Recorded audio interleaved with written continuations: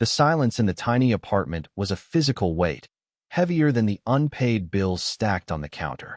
Alara stared at the last scoop of baby formula in the can, a fine white powder that represented the absolute end of her rope. Her son, Leo, just a year old, whimpered in his crib, a soft sound that tore through her with the sharpness of glass. Her bank account held $7.32. The eviction notice, taped aggressively to her front door, felt like a final judgment on her failures as a mother and as a person. Panic was a cold, constricting serpent coiling in her gut. She had tried everything. She worked double shifts at the diner until her feet were numb, sold the few pieces of jewelry her mother had left her, and swallowed her pride to ask for advances that were no longer available. Every door had closed. Every path had led back to this suffocating silence, this empty can of formula. Her gaze fell on her phone, a lifeline that felt more like an anchor. There was one last, humiliating option she had avoided. Her sister, Jessica. They hadn't spoken in nearly 2 years, not since Jessica had made it clear she disapproved of Alara's decision to have a baby on her own. Jessica was successful, married to a wealthy lawyer, and lived in a world of manicured lawns and casual luxuries that Alara could barely imagine. Asking her for help felt like begging, like admitting Jessica had been right all along. But Leo's whimper was turning into a hungry cry, and her pride was a luxury she could no longer afford. With trembling fingers, she unlocked her phone. She wouldn't call. She couldn't bear to hear the condescension in her sister's voice. Instead, she took a shaky photo of the bright red eviction notice. She would send it with a simple message, a plea that required no embellishment. I need help. Just enough for rent and formula. I'll pay you back. She typed out the message, her vision blurring with tears of shame. She found Jessica's contact in her phone, but her hands were shaking so badly that when she hit send, her thumb slipped. The message disappeared, sent not to her sister, but to a number she didn't recognize. It was listed only as D. Knight, temp agency inquiry, a ghost from a failed job interview a month ago, a dead end she had forgotten to delete. A cold dread washed over her. She had just sent her most desperate, humiliating secret to a complete stranger. Damian Knight sat in the sterile silence of the 30th floor boardroom, listening to his chief financial officer drone on about quarterly projections. The numbers were good. They were always good. He had built Knight Industries from the ground up, turning a small tech startup into a global empire. He had everything a man could want: wealth, power, respect. And he felt nothing. His world had been drained of color 5 years ago, on a rain-slicked road that had stolen his wife, Amelia, and his 4-year-old son, Thomas. Now, he lived in a grayscale world of profit margins and market shares. His phone buzzed on the polished mahogany table. He usually ignored personal messages during meetings, but the vibration was a welcome distraction from the monotony. He glanced at the screen. An unknown number. A photo of an eviction notice. A message that read, I need help. Just enough for rent and formula. I'll pay you back. He frowned. It was clearly a mistake, a wrong number. His protocol was to delete such things, to ignore the chaotic intrusions of the outside world. But he didn't. He looked closer at the photo. The wrinkled paper, the stark, official font. And then he read the message again. And formula. The word struck him like a physical blow, echoing through the hollow chambers of his heart. He saw a flash of his son, Thomas, clutching his favorite blue bottle, his small face beaming. The memory was so sharp, so painful, it stole his breath. For the first time in 5 years, something other than grief pierced through the fog. A sense of purpose, faint but undeniable. He could do something. He could fix this. Without a second thought, he interrupted his CFO mid-sentence. We're done here, he said, his voice curt. The room fell silent. He stood up and typed a reply to the stranger, his fingers moving with a decisiveness he hadn't felt outside of business in years. What is your address? Alara stared at the reply, her heart hammering against her ribs. What is your address? It had to be a scam. Some cruel predator who had received her message and was now planning to exploit her desperation. She threw the phone onto the couch as if it were on fire, her mind racing with terrible possibilities. She would not reply. She would block the number and pretend this whole mortifying episode never happened. An hour passed. Leo's cries had exhausted him into a fitful sleep. The knock on the door made Alara jump. She peered through the peephole, her body tense. A young man in a courier uniform stood there, holding several large grocery bags and a box. Cautiously, she opened the door a crack. "Delivery for Alara Vance," the courier said cheerfully. "I didn't order anything," she replied, her voice barely a whisper. "It's all paid for," he insisted, gesturing with his head. "And I have this for you." He handed her a crisp, white envelope. Her name was written on it in elegant script. Stunned into silence, she let him bring the bags inside. They were filled with groceries, fresh fruit, vegetables, meat, bread. The box contained a year's supply of the expensive, hypoallergenic baby formula Leo needed. Her hands trembled as she opened the envelope. Inside was a stack of $100 bills, more than enough to cover 2 months' rent, and a small, simple note printed on heavy cardstock. "This should help. DK." Alara sank onto her couch, the money fanning out across her lap. It didn't feel real. Who was DK? The stranger from the text? Why would anyone do this? It was too much, a gesture so disproportionately kind it felt menacing. People weren't just randomly, anonymously generous. There was always a catch, a price to be paid later. The relief that should have washed over her was choked by a rising tide of suspicion. The next morning, her phone rang. It was an unfamiliar number, but not the one from the night before. She hesitated, then answered. "Hello. Am I speaking with Alara Vance?" A professional, female voice asked.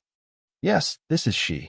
My name is Sarah, and I am the executive assistant to Mr. Damien Knight, the CEO of Knight Industries. We received your resume from the Sterling Temp Agency some weeks ago. Mr. Knight has reviewed your qualifications and would like to offer you a position as a junior financial analyst in our accounting department. The salary is $95,000 a year, with full benefits." Alara's world tilted on its axis. Damien Knight. D.K. It was him.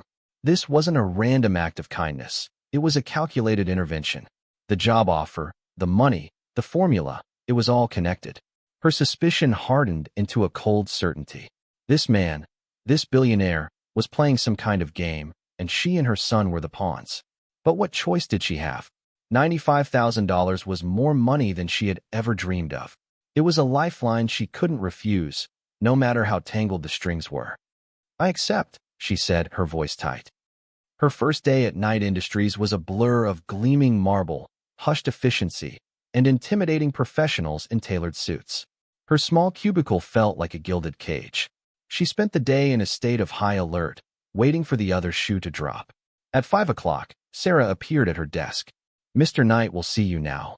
She followed the assistant to the top floor, her heart pounding a nervous rhythm against her ribs. Damien Knight's office was larger than her entire apartment, with a floor-to-ceiling window that offered a godlike view of the city. He stood by the window, his back to her, a commanding figure in a perfectly cut dark suit. "Mr. Knight," Sarah announced, then quietly closed the door behind Alara. He turned, and for the first time, she saw the man who had so thoroughly upended her life. He was younger than she expected, with sharp, intelligent eyes that held a deep, weary sadness. There was an aura of power around him, but it was tempered by something else, something broken. "Miss Vance," he said, his voice a low baritone. "Welcome to the company. I hope your first day has been satisfactory." Alara dispensed with the pleasantries. She had been rehearsing this moment all day. "Why am I here?" she asked, her voice steadier than she felt. "The money, the formula, this job. What do you want from me?" A flicker of surprise crossed his face, quickly replaced by that same weary expression. "I want to help." "Nobody does this," she shot back, taking a step forward. "Nobody gives a stranger thousands of dollars and a high-paying job out of the goodness of their heart. People with your kind of money don't get it by being charitable. So I'll ask you again. What is the price?" Damien stared at her for a long moment, his gaze searching her face. She met his eyes without flinching, her defiant pride her only shield. He seemed to come to a decision. A deep sigh escaped his lips, a sound freighted with years of unspoken pain. "You're right," he said softly. "It isn't purely altruistic. Please, come with me." He led her through a private door in his office and up a short flight of stairs. They emerged onto a breathtaking rooftop garden, a hidden oasis of green in the concrete jungle. The noise of the city was a distant hum below them. He walked over to a simple stone bench near a small fountain. 5 years ago, he began, his voice strained, I had a wife, Amelia, and a son, Thomas. He was 4 inch. He paused, swallowing hard against an emotion that was clearly still raw. There was an accident. A drunk driver ran a red light. I lost them both. Alara's anger began to dissolve, replaced by a wave of unexpected empathy. She remained silent, sensing that he needed to tell this story at his own pace. I have spent the last 5 years building this company, burying myself in work because it was the only thing that didn't hurt. The world became gray, muted. I felt nothing. I wanted nothing. And then your text came through. He looked at her, and for the first time, she saw a profound vulnerability in his eyes. It was a mistake, I know, but you mentioned formula. And for the first time in a very long time, I felt something other than that dull ache in my chest. I saw a picture of my son in my mind. He continued, his voice thick with emotion. Helping you, it doesn't bring them back. Nothing can. But it feels like I'm honoring Thomas's memory. It feels like I'm putting some good back into the world to balance the bad that was done to me. Your resume was already in our system from that temp agency. Your qualifications are excellent. You earned this job on your own merit. I just made sure someone actually looked at the application. The rest, the money, the supplies, that was for me. It was the first selfish thing I've done for myself in years, because it was the first thing that made me feel even a sliver of peace. The confession hung in the air between them, raw and heartbreakingly sincere. All of Alara's suspicion, her fear, her defensive pride, crumbled away. She saw him clearly now, not as a manipulative billionaire, but as a fellow traveler in grief, a man hollowed out by loss. She thought of Leo, of the fierce, all-consuming love she had for him, and she couldn't imagine the pain of losing him. I'm so sorry, she whispered, the words feeling utterly inadequate. He gave her a small, sad smile. I'm not looking for pity. I just wanted you to understand. There is no price, Alara. There are no strings. Just let me help. Please. In that moment, a fragile bridge of trust was built between the desperate single mother and the wounded billionaire, high above the city that had, until now, been so cruel to them both. The weeks that followed were a transformation. Alara thrived at Knight Industries. Freed from the constant, crushing anxiety of poverty, her mind, once occupied with survival, was now sharp and focused. She had a natural talent for numbers, an intuitive grasp of financial systems that had been wasted on diner receipts and temp work. She quickly proved herself to be more than just a junior analyst. She found inefficiencies, streamlined processes, and identified potential issues long before they became problems. Damien watched her progress from a distance, a quiet satisfaction warming his chest. He made a point of keeping their interactions professional, not wanting to make her uncomfortable or validate the whispers that inevitably followed her rapid ascent. But he couldn't deny the growing connection between them. He found himself making excuses to walk through the accounting department, just to catch a glimpse of her bent over a spreadsheet, her brow furrowed in concentration. He also began to see Leo. At first, it was a casual offer to help when Alara's babysitter canceled at the last minute. She was hesitant, but the alternative was missing a critical meeting. She brought Leo to Damien's office, armed with a diaper bag and a mountain of apologies. Damien waved them away. The moment he saw the little boy, with his wide, curious eyes and tuft of brown hair, his carefully constructed walls began to crumble. He spent the next hour on the floor of his multi-million-dollar office, building towers with blocks and making airplane noises, feeling a joy so pure it almost made him weep. These visits became more frequent. Soon, Uncle Damien was a regular fixture in Leo's life. They went to the park on weekends. He bought Leo his first tricycle. He was there for scraped knees and bedtime stories.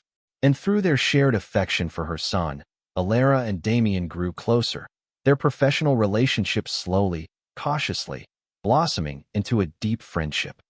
But their growing bond did not go unnoticed.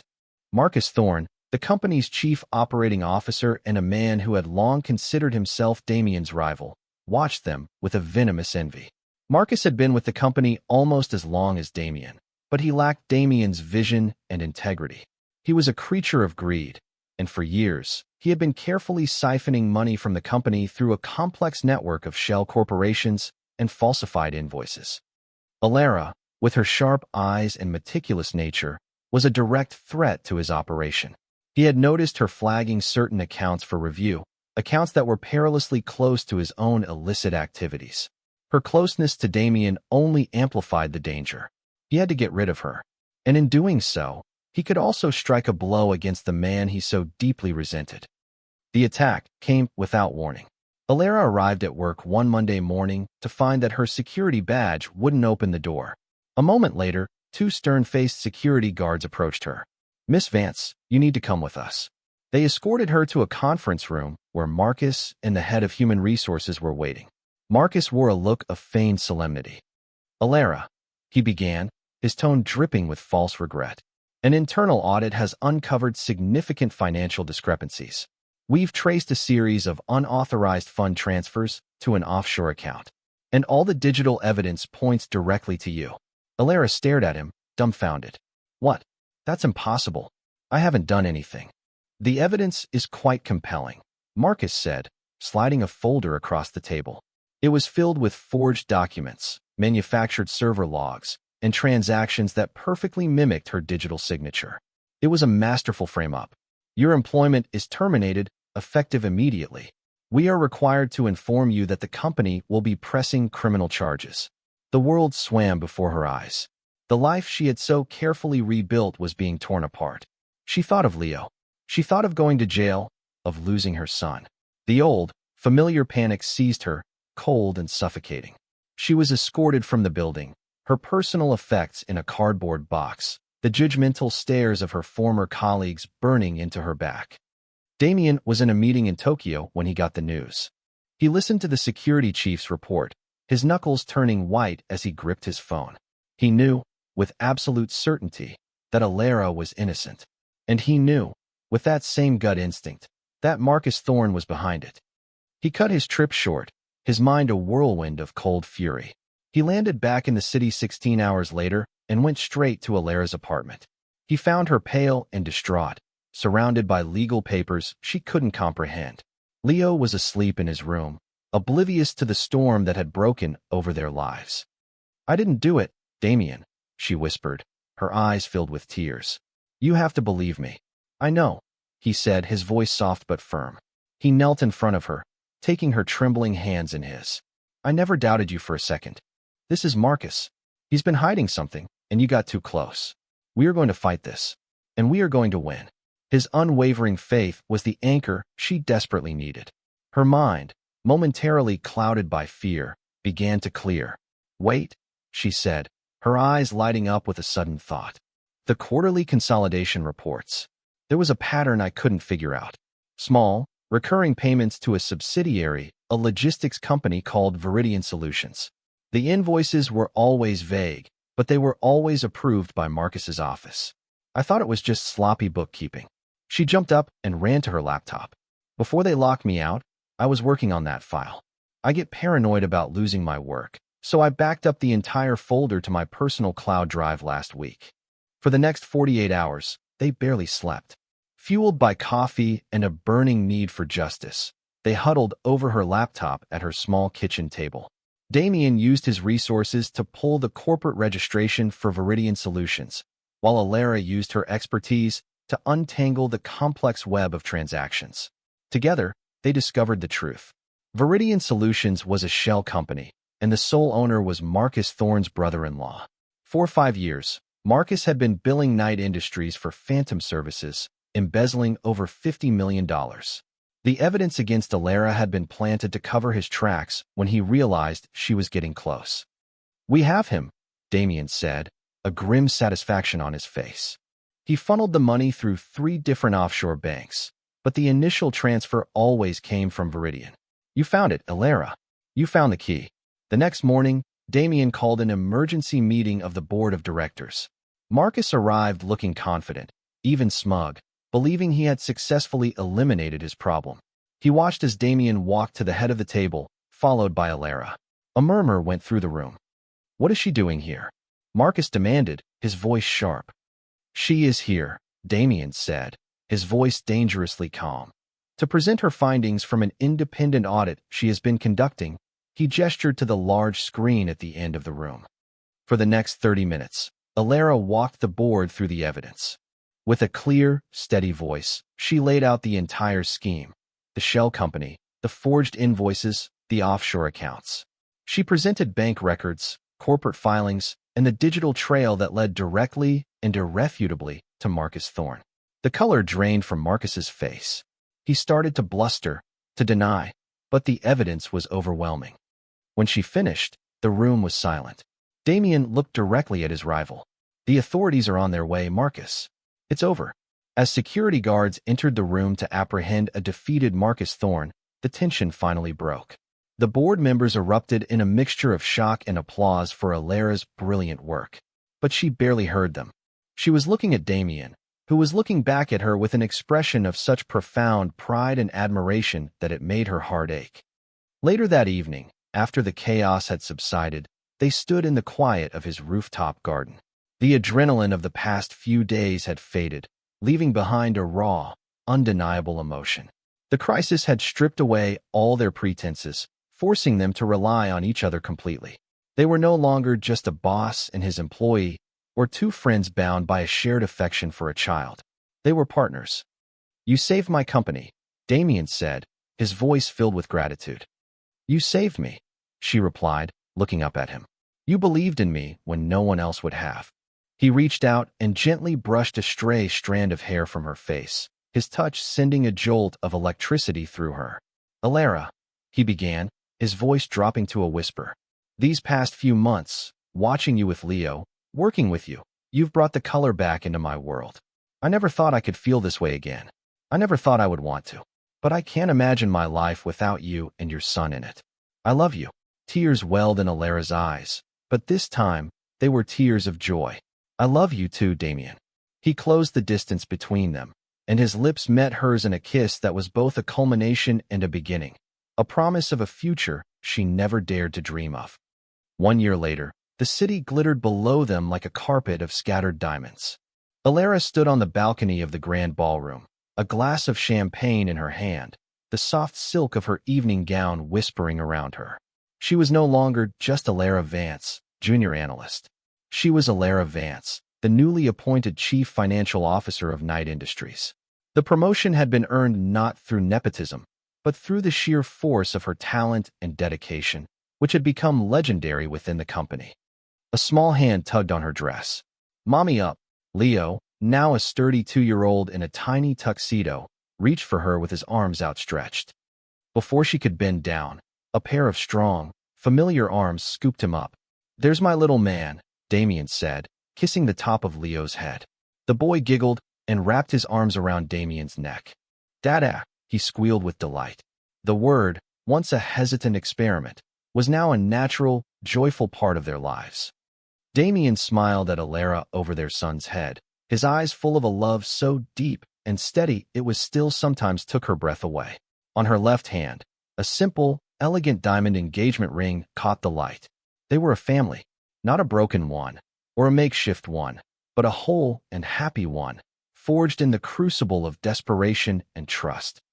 "Are you enjoying the gala?" he asked, his voice a low murmur against the backdrop of the orchestra playing inside.